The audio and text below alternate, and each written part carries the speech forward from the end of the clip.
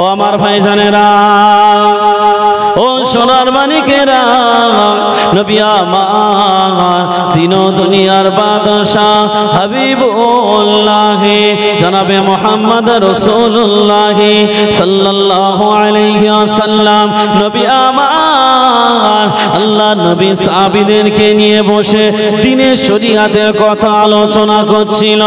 ও আমার ভাইজানেরা, আল্লাহর নবী যখন আলোচনা সাহাবীদেরকে নিয়ে করছিল, আল্লাহ নবীর কাছে পারস্যের বাদশা চিঠি লিখে দিল, ও আব্দুল্লাহর বেটা মুহাম্মদ, ও আব্দুল্লাহর বেটা মুহাম্মদ, তুমি শুনে রেখে দাও, জেনে রেখে দাও, তোমরা মুসলমান, তোমাদের সঙ্গে আমরা যুদ্ধ করব এবং আমরা মক্কা মদিনা দখল করব। আল্লাহ নবী তো চিন্তায় পড়ে গেল, কি সর্বনাশ, পারস্যের বাদশা যদি আমাদের মক্কা মদিনা দখল করে, আমি রাসূলুল্লাহ কেমন করে সেটা রুখবো। আল্লাহ নবী সাহাবীরা আল্লাহ নবীকে বলতে লাগে, ইয়া রাসূলুল্লাহ, ইয়া হাবিবাল্লাহ, হুজুর আপনি একটা কাজ করেন, আপনি আমাদের কাছ থেকে কিছু কিছু কিছু কিছু করে আপনি টাকা সংগ্রহ করেন। আল্লাহ নবীকে যখন এই কথা বলল, আল্লাহ নবী সাহাবীদেরকে ঘোষণা করে দিল, ও আমার সাহাবীরা, চলে যাও, চলে যাও, চলে যাও, যে যার মতো বাড়িতে চলে যাও। ইসলামের যুদ্ধ, ইসলামের পক্ষে যুদ্ধ করার জন্য তোমরা ফান্ডে কিছু টাকা পয়সা জমা দাও। আল্লাহ নবী যখন এই কথা বলল, আল্লাহ নবীর কাছে একজন ব্যক্তি চলে গেল, আল্লাহ নবীর কাছে চলে গিয়ে সেই ব্যক্তিটা তার কাছে যা ছিল আল্লাহ নবীকে দিয়ে দিল। আবার একজন ব্যক্তি বাড়িতে চলে গিয়ে তার বাড়িতে যা ছিল সবটুকু আল্লাহ রাসূলের কদমে বিলিয়ে দিল। যে পিয়ন চিঠি লিখেছিল এই দৃশ্যগুলোতে দেখছিল।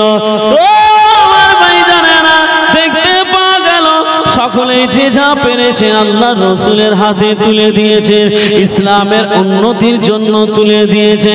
দেখতে পাওয়া গেল বাবা, আল্লাহ নবী ওই টাকাগুলো নিয়ে আল্লাহ নবী যুদ্ধ করার জন্য আল্লাহ নবী টাকা পয়সাগুলো একত্রিত করে রেখে দিল। দেখতে পাওয়া গেল আল্লাহ নবী বেশ কিছুদিন যাওয়ার পর আল্লাহ নবী ইন্তেকাল হয়ে গেল। আল্লাহ নবী ইসলামের পক্ষে যদি যুদ্ধ করে বেঈমানেরা, তো তাদের রুখতে গেলে তাদের জন্য তো কিছু প্রয়োজন। তো আল্লাহ রাসূল টাকা পয়সাগুলো তুললেন, কিন্তু আল্লাহর নবী সেই পর্যন্ত হায়াত পায়নি। আল্লাহ পাক আল্লাহ রাসূলকে ডেকে নিল। ও আল্লাহ নবী সাল্লাল্লাহু আলাইহি ওয়াসাল্লাম তিনি ইন্তেকাল করলেন। আল্লাহ নবীর পরে আল্লাহ নবীর সাহাবী হযরতে আবু বকর হুজুরের জামানা আসলো। হযরতে আবু বকর হুজুর কিছু করতে পারলেন না। আবু বকর সিদ্দিকের পরে হযরতে আবু বকর হুজুরের পরে হযরতে ওমর ফারুকের দায়িত্ব চলে আসলো। আল্লাহ নবীর সাহাবী ওমর এতটা রাগী সাহাবী ছিল, ওমরের মনে আছে পারস্যের বাদশা আল্লাহ নবীকে চিঠি লিখে আজে বাজে কথা বলেছিল, আমার নবীকে উল্টো পাল্টা ভাষায় গালি দিয়েছিল। সেই প্রতিশোধ আমি ওমর না নিয়ে শুনব না। রাসূলকে এতটা ভালোবাসতেন, আল্লাহ রাসূলকে যদি কেউ কিছু করতেন তো হযরতে ওমর সহ্য করতে পারতেন না। হযরতে ওমর সহ্য করতেন না। হযরতে ওমর বলছে, আমার যখন দায়িত্ব এসেছে, আমি যখন রাষ্ট্রের খলিফা, আমি ওমর এর প্রতিশোধ এবারে আমি নেব। কারণ আমার রাসূলকে আজে বাজে ভাষায় গালি দিয়েছিল এবং আমার রাসূলকে চ্যালেঞ্জ করেছিল যুদ্ধ করার জন্য। পারস্যের বাদশা তারা কি যুদ্ধ করবে, আমি ওমর আমার গোয়েন্দা ফোর্স পাঠিয়ে ওরা আমাদের দেশ দখল করার আগে আমি ওমর পারস্যের দেশ আমরা তাদেরকে আগে দখল করে নেব। হযরতে ওমর বেশ 17 জন বা 19 জনের একটা কাফেলা তৈরি করল। কাফেলা তৈরি করে ওই দলটাকে পাঠিয়ে দিল পারস্যের দিকে। হযরতে উমর বলল, তোমরা জানো আগে তাদের গায়ে আক্রমণ করবে না, কারণ ইসলাম কখনো মানুষের আগে গায়ে হাত তোলার অনুমতি দেয় না। তোমাকে যদি একবার থেকে একাধিকবার যদি তোমার গায়ে হাত তোলে তখন তোমরা তার প্রতিরোধ করবে, কিন্তু প্রথমে তোমরা গায়ে হাত তুলবে না, কারণ এটা হলো আমার নবীর কি আদেশ। আমার ভাইজানেরা, ও সোনার মানিকেরা, কান খুলে শুনে রেখে দিন, জেনে রেখে দিন, আল্লাহ নবী সাহাবী হযরতে ওমর ফারুক রাদিয়াল্লাহু তাআলা আনহু দেখতে পাওয়া গেল 17 জনের একটা কাফেলা নিয়ে পারস্যের বর্ডারে পাঠিয়ে দিল, পারস্যের সীমানায় পাঠিয়ে দিল। দেখতে পাওয়া গেল বাবা, পারস্যের সীমানায় যখন বর্ডারে পাঠিয়ে দিল, আল্লাহ নবী সাহাবীরা যে যার মতো করে পারস্যের বর্ডারে গিয়ে তারা নিরাপত্তার জন্য পাহারাদার হিসাবে দাঁড়িয়ে গেল। বলুন সুবহানাল্লাহ। গতকালকে আমি এক জায়গায় জলসায় যাচ্ছিলাম, আমার ফেসবুকে ভিডিওটা দেওয়া আছে। গতকালকের জলসায় যাচ্ছি, সেই জলসাটা বাংলাদেশের বর্ডার এবং বাংলাদেশের এই যে আপনাদের এই যে কবরস্থান, এই পাশে কবরস্থান, এই সাইডে কবরস্থান না। তো কালকের জলসায় যাচ্ছি, দেখছি ওই সাইডে কাঁটা তারের ওই সাইডে দেখি বাংলাদেশ, ওখানকার মানুষেরা চাষ করছে, তারপর দেখলাম খাজুর গাছ কাটছে। ওইখানেকার মানুষদের দেখলাম, কিন্তু ওইখানেকার মানুষেরা ইন্ডিয়াও দেখতে পাচ্ছে, কিন্তু ওইখানেকার মানুষেরা তারা কিন্তু ওই ইন্ডিয়া আর বাংলাদেশ দুটো যে কাঁটা তারের বেড়া আছে, ওই কাঁটা তারের বেড়ার ওই পাশে আছে বাংলাদেশের আর্মি মিলিটারি ফোর্স, আর এই পাশে আছে আমাদের ইন্ডিয়ার মিলিটারি আর্মি বিএসএফ ফোর্স, তারাও সেখানে আছে। তো ঠিক এমন করে সীমানায় পাহারা দিচ্ছে, সীমান্তে পাহারা দিচ্ছে আল্লাহর নবীর সাহাবী হযরতে ওমর যাদেরকে পাঠিয়েছিল তারা পাহারা দিচ্ছে। এমন করে দেখা গেল পাহারা দিতে দিতে দেখা গেল, পাহারা দিতে দিতে দেখা গেল হঠাৎ করে একদিন আল্লাহর নবী সেই সাহাবীরা পারস্যের গোয়েন্দাদের হাতে, পারস্যের সেই ফোর্স মিলিটারি তাদের দেশের যারা সেনা তাদের হাতে আল্লাহর নবীর এই সাহাবীরা সকলেই বন্দী হয়ে গেল।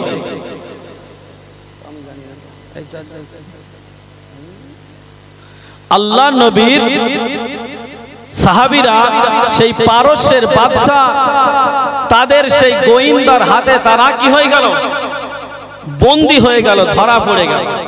এখন ধরা যখন পড়েছে তাদের তো আর বাঁচিয়ে রাখবে বলে মনে হচ্ছে, বলেন না। ও আমার ভাইজানেরা, ও সোনার মানিকেরা, কান খুলে শুনে রেখে দিন, জেনে রেখে দিন, আল্লাহ নবী সাল্লাল্লাহু আলাইহি ওয়াসাল্লাম, আল্লাহ নবী সাহাবীরা পারস্যের গেটে যখন পাহারা দিচ্ছিল, দেখতে পাওয়া গেল পারস্যের মিলিটারি ফোর্স তাদের হাতের সেনাদের হাতে, তাদের দেশের সেনাদের হাতে বন্দী হয়ে গেল। ওই 17 জন থেকে 19 জন যুবক বন্দী হয়ে গেল। যখন বন্দী হয়ে গেল পারস্যের বাদশাহ সম্মুখে নিয়ে গেল, পারস্যের বাদশাহ দেখলো এরা তো দেখছি সব যুবক জোয়ান ছেলে, এরা তো অল্প বয়সের যুবক জোয়ান ছেলে। পারস্যের বাদশাহ আল্লাহ নবী সাহাবীদেরকে বলতে লাগে, ও নবী পাকের সাহাবীরা, তোমরা কি যুদ্ধ করতে এসেছো? তোমরা কি বর্ডার পাহারা দিতে এসেছো? আল্লাহ নবী সাহাবীদেরকে বলতে লাগে, ও নবী পাকের সাহাবীরা, তোমরা যে বর্ডার পাহারা দিচ্ছ, তোমাদের তো এখনো সেই বয়স হয়নি, তোমাদের তো সেই বয়স এখনো হয়নি, কিন্তু আল্লাহ নবীর সাহাবীরা বাঘের মতো গর্জন দিয়ে বলল, ওরে বেঈমান, ওরে বেঈমান, তুই শুনে রেখে দে, আমাদের বয়স হোক আর না হোক, আমাদের ঈমানের জোর আছে, বলুন সুবহানাল্লাহ। যদি আমাদের দেশের সেনাদেরকে অন্য দেশের সেনার হাতে ধরা পড়ে, ভয়তে জড়সড় হয়ে যাবে না? কিন্তু তারা কি বলছে, ওরে বেঈমান, তুই শুনে রাখ, আমাদের বয়স অল্প হতে পারে, কিন্তু আমাদের ঈমানি পাওয়ার আছে, ঈমানি জাযবা আছে।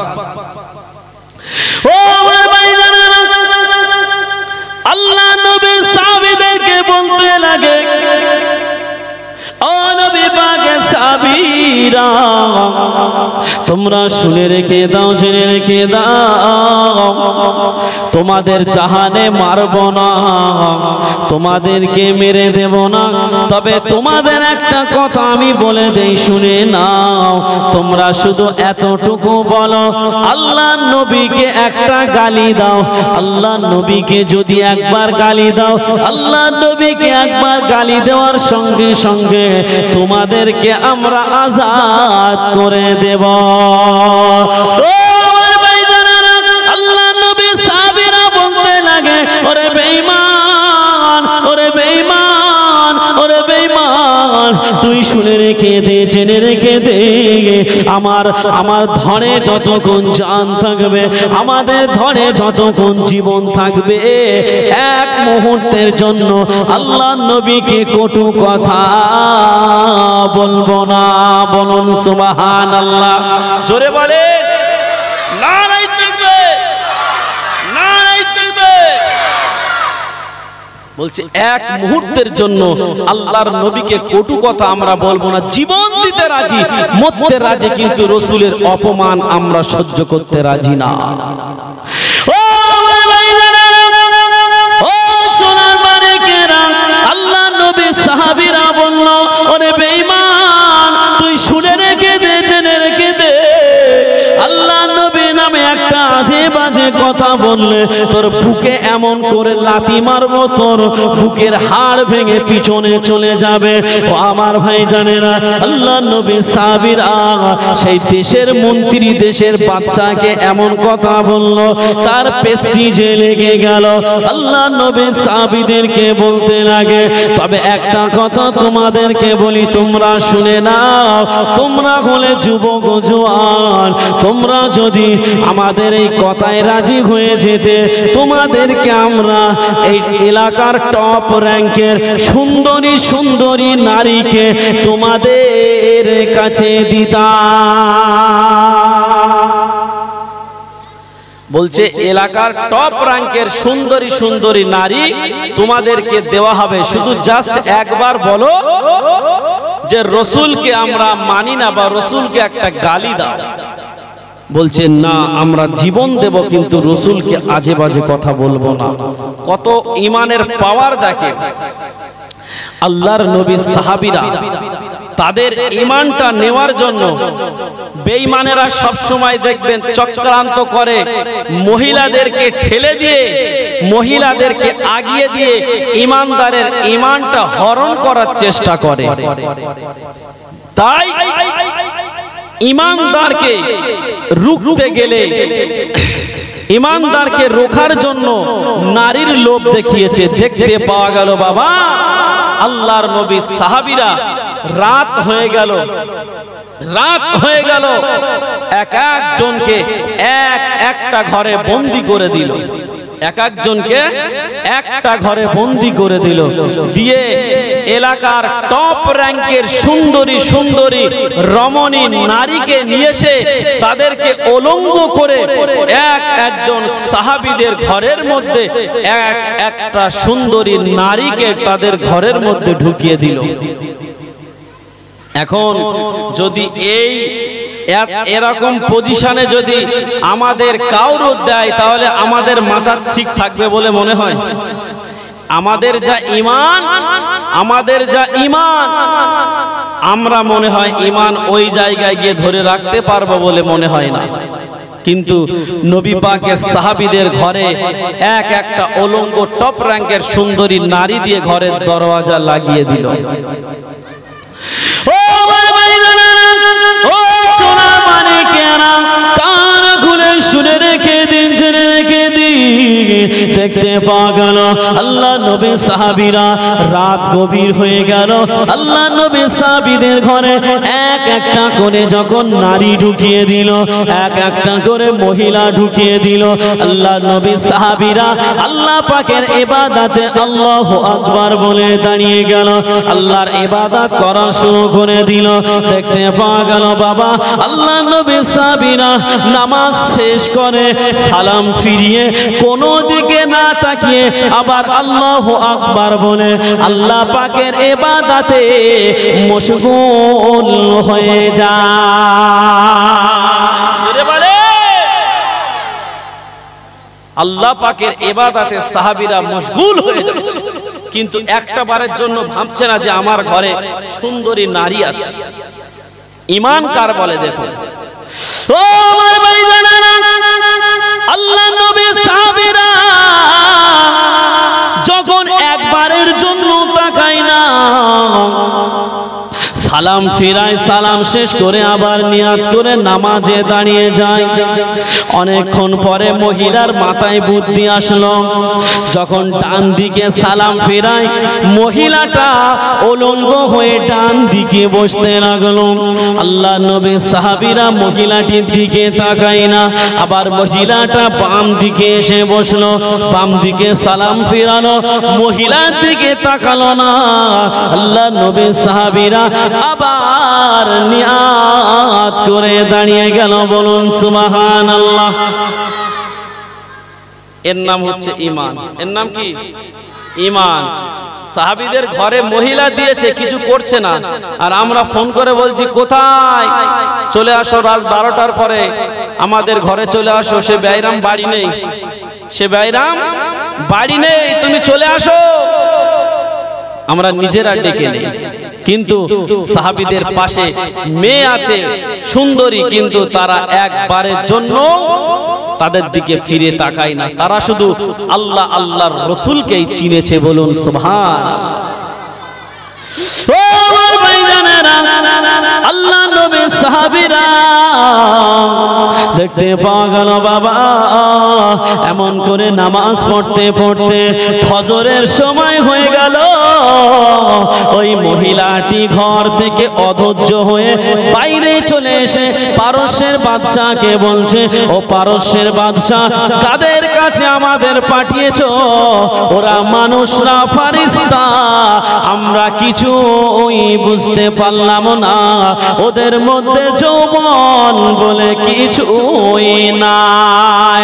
ও পারস্যের বাদশা, তুমি শুনে রেখে দাও, জেনে রেখে দাও, আমি যদি আর কিছুক্ষণ থাকতাম, হয়তো দেখা গেল আমি যদি আর কিছুক্ষণ থাকতে পারতাম, তাহলে আমি কলমা পড়ে চিরজনমের মতো মুসলমান হয়ে যেতাম।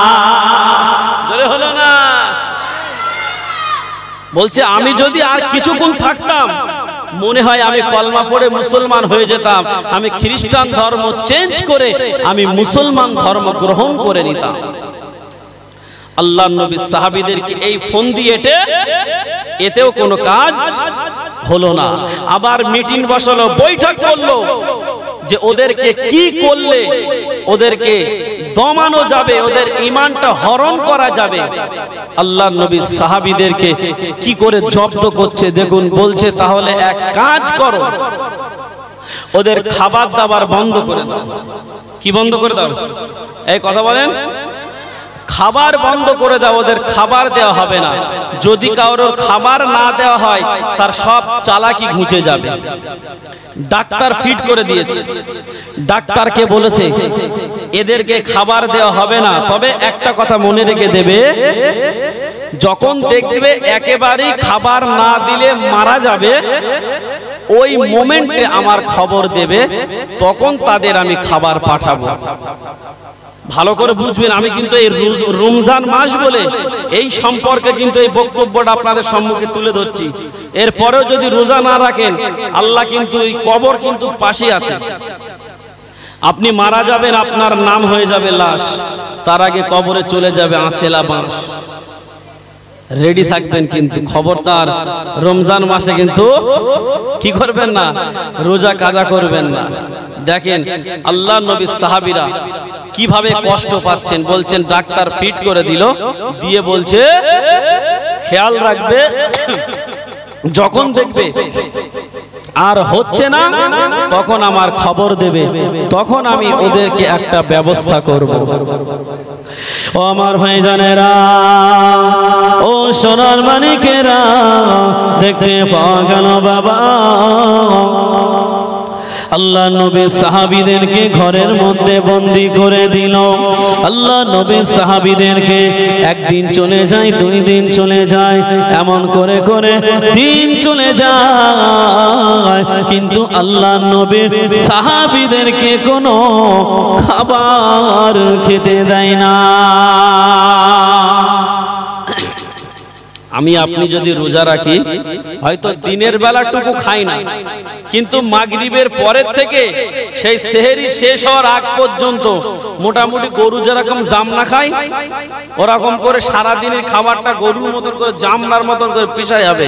মসজিদ থেকে 1 প্লেট খেয়ে যাব, বাড়ি গিয়ে যেটা আইটেম থাকবে সেটা খাওয়া হবে, আবার ফের তারাবি পড়ে গিয়ে ভাত খাওয়া হবে, আবার ফের ওরাত্রি খাবে, আবার ফের সেহরির সময় উঠে দেখবে যে 2-1 মিনিট বাকি আছে, দাঁড়া আর একটু খাজুর খেয়ে নি, নিয়ে আর একটু পানি গিলে নি, নিয়ে তারপরে শেষ করব। মানে যতক্ষণ টাইম থাকবে পুরো সেই সেহরি পর্যন্ত চলতেই থাকবে, যে সারা দিনের কাজা আদায় করে নিচ্ছি। তো আল্লাহ নবী সাহাবীরা এই মাহফিলের মধ্যে এরকম হলে না একদম ভালো লাগে না। এগুলো কি মাহফিলের আদব, কেন মানে যে কেন করে না এরা আমি বুঝতে পারি না। এই মেয়েগুলোকে উঠে বাইরে বাইরে ওই যে পর্দা যেখানে আছে ওখানে দিয়ে দেন।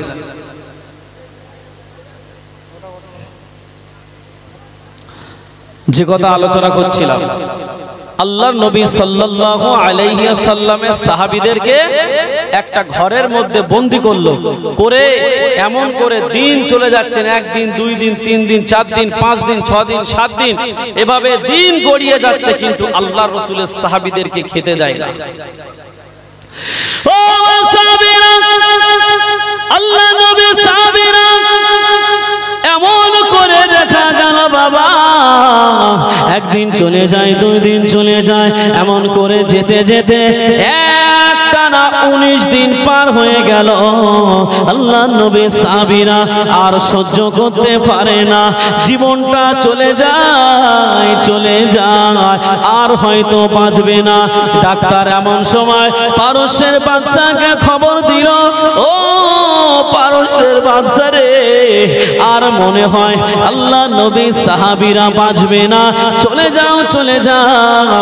আজ 19 দিন হয়ে গেল, তাদের পেটে পানি দানা কিছুই পড়ে না, তাদেরকে কিছু খাবারের ব্যবস্থা করো। ডাক্তার যখন পারস্যের বাদশার কাছে খবর দিল, পারস্যের বাদশা 3টে পেয়ালায় করে 3 রকম খাবার পাঠিয়ে দিল। পেয়ালার মধ্যে দিল কিছু শূকরের মাংস দিয়ে দিল, কিছু শূকরের গোশ দিয়ে দিল, আর একটা পাত্রে মদ আর পানি দিয়ে দিল। পারস্যের বাদশা এটা দিয়ে, পারস্যের বাদশা বলছে আল্লাহ নবী সাহাবীদেরকে গিয়ে বলবে এর মধ্যে আছে শূকরের ভুনা, আর একটা পাত্রে আছে মদ মিশ্রিত পানি। 19 দিন খাওয়া হয়নি, কদিন বলেছি? 19 দিন। যদি এই পজিশনে আমরা থাকতাম, আমরা হয়তো ফতোয়া দিতাম যে শূকরের মাংস তো কি হয়েছে, জীবন বাঁচানি ফরজ, আগে শূকরের মাংসটা খেয়ে নেই, নিয়ে আগে জীবনটা বাঁচিয়ে নেই। আমরা ফতোয়া দিতাম না? দিতাম না। ফতোয়া দিয়ে আমরা শূকরের মাংস খেয়ে ফেলতাম, এবং সেই মদ মিশ্রিত পানি সেটাও আমরা খেয়ে ফেলতাম। একটা মানুষ যখন 19 দিন খাওয়া হয় না, সেই মানুষটার কতটা খিদে লাগতে পারে ভাবতে পারছেন? একটা ঘরের মধ্যে এইভাবে বন্দি করে রেখে দিয়ে খেতে দেয় না। আমার ভাইজানেরা, পারস্যের বাদশা পাত্রই করে মদ মিশ্রিত পানি শুকরের ভুনা মাংস দিয়ে পাঠিয়ে দিল। আল্লাহ নবী সাহাবীদেরকে দিয়ে বলছে, ও নবী পাকের সাহাবীরা, এর মধ্যে আছে শুকরের মাংস আর মদ মিশ্রিত পানি আছে। এই পানিটা আর এই শুকরের গোশতটা তোমরা খেয়ে নাও। আল্লাহ নবী সাহাবীরা তারা বলতে লাগলো, ওরে বেঈমান, তোরা শুনে রেখে দে, জেনে রেখে দে, তোরা হয়তো ভাবছিস আজ 19 দিন হয়ে গেল হয়তো হারাম খাবে, হয়তো শুকরের মাংস খাবে। একটা কথা শুনে রেখে দে, জেনে রেখে দে, এই শুকরের মাংস আর এই মদ মিশ্রিত পেয়ালা, এই বাটিটা যদি আমার চোখের সামনে থেকে না নিয়ে যাস, এমন একটা লাথি মারবো তোদের বাদশার কপালে গিয়ে পড়বে। বলুন সুবহানাল্লাহ। কিছু বুঝতে পারছেন? ওয়াজটা কিছু বুঝতে পারছেন? 19-20 দিন খাইনি, কিন্তু কি বলছে, তোরা হয়তো ভাবছিস যে 19-20 দিন খাইনি মানে শুকরের মাংসটা খেয়ে ফেলবে, মদটাও খেয়ে ফেলবে। একটা কথা শুনে রাখ, যদি এই প্লেটটা এখান থেকে না সরাস, এমন একটা লাথি দেব তোদের বাদশার কপালে গিয়ে পড়বে। মরতে রাজি, কিন্তু মৃত্যুর সময় হারাম খেতে আমি রাজি নয়। বলুন সুবহানাল্লাহ। আর আমরা সারা রাত খাবো, জাস্ট একটু দিনের বেলা শুকিয়ে থাকবো, তাই আমরা রমজান মাসে খাই না। অনেক রকম অজুহাত দেখিয়ে আমরা বলি কিনা আমাদের এই হয়েছে, আমাদের সেই হয়েছে, আমাদের গ্যাসের ব্যথা হয়েছে, আমাদের আলসার হয়েছে, আমাদের পেট মানে কামড়াচ্ছে, পেট ব্যথা হয়েছে। অনেক রকম অজুহাত খাড়া করে রমজান মাসে আমরা খেতে থাকি। কিন্তু নবী সাহাবীরা একটানা 19 দিন খায়নি, তারপরেও শুকরের মাংস মদ খেলো না। তারা বলছে জীবন দিতে রাজি, হারাম খেতে রাজি না। আর এই রমজান মাসে আমরা খাই ডাইরেক্ট হারাম খাই। কি খাই? হারাম খাই। যারা রোজা না রেখে দিনের বেলা খায়, পুরো পাক্কা হারাম হারাম হারাম। ও আমার ভাইরা, আল্লাহ নবী সাহাবীরা বলতে লাগে, ওরে বেঈমান, ওরে বেঈমান, এখান থেকে সরে যা, না হলে প্লেটে লাথি মারবো তোদের বাদশার কপালে গিয়ে পড়বে। বাদশার কাছে খবর দিল, বাদশা এই ফন্দি করে তাদের ঈমানটা লোটা গেল না। বলুন সুবহানাল্লাহ। বলছে এই ফন্দি করে তাদের ঈমানটা নষ্ট করা গেল না। মরে যেতে রাজি, তাহলে হারাম খেতে রাজি না। কি ঈমান তাদের! বাদশা তো রেগে আগুন, বলছে দাঁড়া, ওদের ঈমান বার করে দিচ্ছি, ঈমান বার করে দিচ্ছি, ওদের ঈমান কত জোর আছে আর আমার কত জোর আছে আমি একটুখানি দেখাবো। এই বলে বাদশা এবারে বলতে লাগলো, শোনো, এক কাজ করো, ওদেরকে এক একজনকে এক একটা বড় বড় গর্ত খোঁড়ো, এক একটা বড় বড় গর্ত খুঁড়ে বড় বড় ডেক চাপিয়ে দাও, দিয়ে তার মধ্যে তেল ঢেলে দাও। সেই তেলগুলো টকবক টকবক টকবক করে ফুটবে, আর ওই তেলের মধ্যে ওদেরকে ছেড়ে দেবে। তারপরে ওরা আল্লাহর রসুলকে ভুলে যাবে, তারপরে তারা ইসলাম ধর্ম ছেড়ে দেবে, তারপরে তারা ঈমানটা কি করবে? বিক্রি করে দেবে আমাদের কাছে। তারা ফন্দি করে 17খানা গর্ত খুঁড়লো, বড় বড় গর্ত খুঁড়ে সেই ডেক একটা একটা গর্ত চাপিয়ে দিল, তার মধ্যে তেল ঢেলে দিল। আজমিরে গিয়েছেন কে কে? দেখে একটু আজমির শরীফ কে কে গিয়েছেন? গিয়েছেন তো? আজমির শরীফে দেখেছেন বিরাট বড় হাঁড়ি না? ওর মধ্যে যদি মানুষের ঠ্যাং হাত পা ধরে চেলে দেওয়া হয়, সে মানুষ দেখা যাবে? ওইরকম বড় বড় গর্ত খুঁড়ে ডেক চাপিয়ে দিয়েছে, দিয়ে তার মধ্যে তেল দিয়ে, তেল ফুটছে, টকবকে ফোটান্ত গরম তেল, তার মধ্যে এবারে ফেলে দেবে। ও আমার ভাইজানেরা, ও সোনার মানিকেরা, কান ঘুরে শুনে রেখে দিন, জেনে রেখে দিন। দেখতে পাওয়া গেল বাবা, আল্লাহ নবী সাহাবীরা, আল্লাহ নবী সাহাবীরা তারা চিন্তা করলো কি সর্বনাশ, কি হবে এবার আমরা বুঝতে পারছি না। আল্লাহ নবী সাহাবীরা চিন্তায় চিন্তিত হয়ে গেল। আল্লাহ নবীর একজন সাহাবীকে ধরে ওই টকবকে ফোটান্ত গরম তেলের মধ্যে হাত পা বেঁধে ফেলে দিল। আর ওই সাহাবীটা আল্লাহ আল্লাহ আল্লাহ আল্লাহ করতে করতে চিরজনমের মতো মারা গেল, চিরজীবনের মতো মারা গেল। এখন আল্লাহর নবী সাহাবীরা এই দৃশ্য দেখে তো অবাক হয়ে গেল। হঠাৎ করে একজন সাহাবী কাঁদছে। কি করছে জোরে বলেন? কান্নাকাটি করছে। এইবারে পারস্যের বাদশা বলছে কাজ মনে হয় এবার একটু হয়েছে, কাজ এবার একটু হয়েছে। এতক্ষণ এরা কাঁদেনি, এতক্ষণ এরা দুর্বল হয়নি, এতক্ষণ এরা নরম হয়নি, এইবারে কাজ একটু হয়েছে। কি ওরা কাঁদছে মানে এইবারে ওরা হয়তো ঈমানটা ছেড়ে দেবে। আল্লাহ নবী সাহাবীদেরকে পারস্যের বাদশা বলতে লাগে, ও নবী পাকের সাহাবীরা, তোমরা কিসের জন্য কাঁদছো? তোমাদের কান্না কোনো প্রয়োজন নাই, তোমরা কেঁদো না। তোমরা শুধু একটি বার বলো আমাদের ঈমানটা আমরা ছেড়ে দিলাম, আল্লাহ আল্লাহর রাসূলকে মানলাম না। এই কথাটা বললে তোমাদের এই গরম ডেকের মধ্যে ফেলবো না। আল্লাহ নবী সাহাবীরা ওই সময় বলে, ও পারস্যের বাদশা বেঈমান, শুনে রেখে দে, জেনে রেখে দে, আমরা নবী পাকের সাহাবী বলছি, আমরা ওর জন্য কাঁদি না, আমরা মৃত্যুর ভয়ে কাঁদি না, আমরা মৃত্যুকে ভয় করি না, আমরা মৃত্যুকে বরণ করে মৃত্যু বরণ করতে পারি। আল্লাহ আল্লাহ রসুলের জন্য এমন জীবন একবার নয় দুবার নয়, আল্লাহ আল্লাহ রসুলের জন্য আমাদের এই জীবনটা হাজার হাজার বার আল্লাহর রাস্তায় বিলিয়ে দিতে পারি। বলছে আমাদের জীবনটা আমরা আল্লাহর রাস্তায় হাজার হাজার বার বিলিয়ে দিতে পারি। তুমি কি মনে করছো?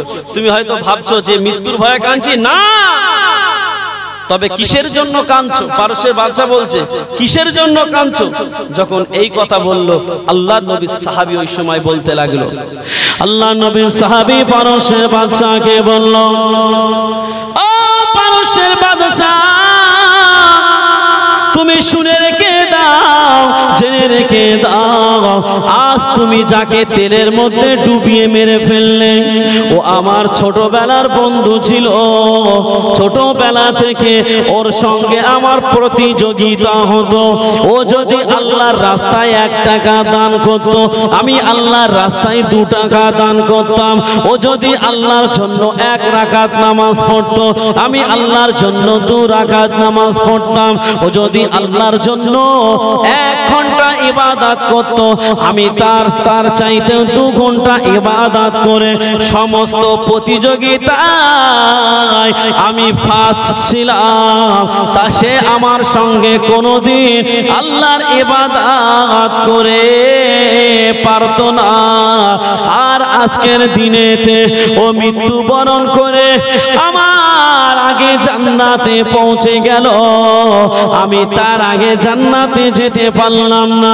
তুমি যদি আমার ওই বন্ধুর আগে আমাকে যদি ওই তেলের মধ্যে ফেলে দিতে, আমি আগে মারা যেতাম, তাহলে আমার বন্ধুর আগে মৃত্যুর প্রতিযোগিতায় আমি সর্বপ্রথম জান্নাতে পৌঁছে যেতাম।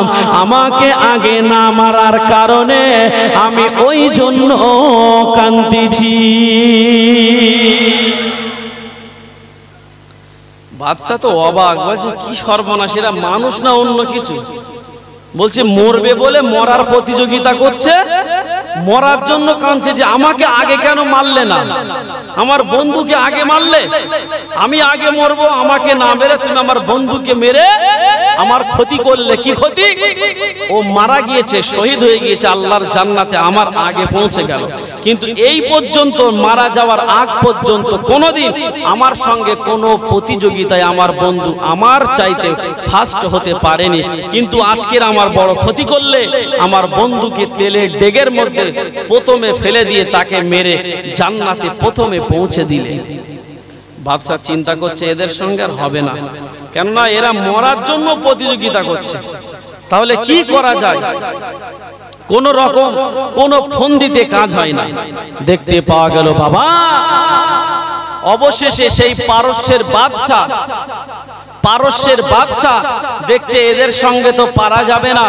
আল্লাহ নবী সাহাবীদেরকে বলছে এক কাজ করো, তোমাদের আমি আজাদ করে দেব, শুধু তোমরা আমাকে একটিবার নেতা বলে মেনে নাও। কি করো? কি বলে কথা বলেন? বলছে নেতা বলে মেনে নাও। বলছে তোকে নেতা বলবো আমরা? কি মনে করলি তোকে নেতা বলবো? তুই কিসের নেতা? নেতা হচ্ছে জানাবে মুহাম্মদ রাসূলুল্লাহ। বলুন সুবহানাল্লাহ। ও আমার ভাইজানেরা, আল্লাহ নবী সাহাবীদেরকে বলতে লাগে ও নবী পাকের সাহাবীরা তোমাদেরকে আজাদ করে দেওয়া হবে, তোমরা শুধু একটিবার আমাকে বলো আমি তোমাদের নেতা। আল্লাহ নবী সাহাবীরা বলল আমরা তোমাকে নেতা বলে মানতে পারবো না। পারস্যের বাদশা সে দেশের মন্ত্রী একের পর এক বেইজ্জতি হতে লাগলো।